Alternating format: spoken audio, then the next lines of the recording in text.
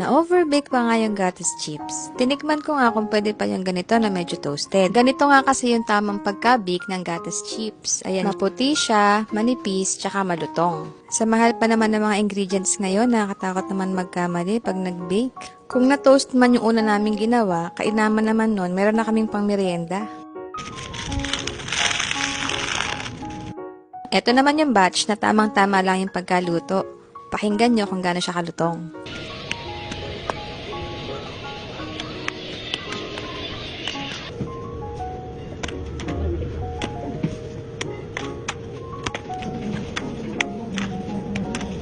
Ayun na nga, nagluto ulit kami at heto may toasted na naman. Pero sa pagkakataon na to, tinikman ko siya at pwede pa rin ito kasi hindi naman siya mapakla at pwede siyang isama sa mga batches natin ng mga gatas chips. Available nga pala to sa 100 grams and meron din kaming 50 grams para afford na afford, yun lang.